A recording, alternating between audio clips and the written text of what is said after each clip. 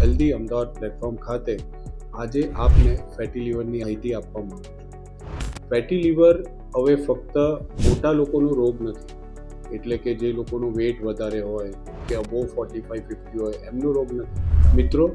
આ 20 વર્ષથી ઓછી ઉંમરમાં પણ થઈ શકે છે અને જે લોકો ઓબેસ ના હોય એમને પણ આ પ્રોબ્લેમ થઈ શકે।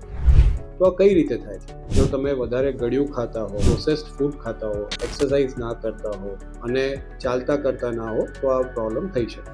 જરૂરી નથી કે આ ફક્ત આલ્કોહોલ લેવાથી જ થાય, પણ જો તમારી સિડેન્ટરી લાઇફસ્ટાઇલ હોય તો બી આ પ્રોબ્લેમ થઈ શકે છે।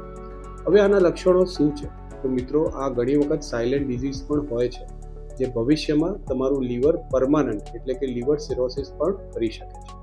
અને જો તમને ફટીગ રહેતું હોય એટલે કે થકાન રહેતી હોય કે પછી જમણી બાજુ પેટમાં દુખાવો રહેતો હોય તો ફેટી લીવર તમને હોઈ શકે છે। હવે આને ટાળવા માટે શું કરવું જોઈએ? તો મિત્રો, જરૂરી નથી કે દર વખતે ફ્રેન્ડ્સની બર્થડે હોય તો આપણે ગળ્યું કેક જ ખાઈએ। એ સિમ્પલ એક નોન ક્રીમી કેકથી બી કામ ચલાવી શકાય છે, બર્થડે ઉજવી શકાય છે। આપણે કોલ્ડ કોફી ના લઈએ પણ પ્લેન કોફી એટલે કે બ્લેક કોફી લઈએ, જે ફેટી લીવર માટે ઘણી ઉપાય અને ફાયદેમંદ હોય છે। રોજ 45 મિનિટ ચાલીએ, એવી રીતે ચાલીએ કે પરસેવો આવે, શરીર ભીનું થાય, તેનાથી કેલરી લોસ થશે અને ફેટ ઇમ્પ્રૂવ થશે।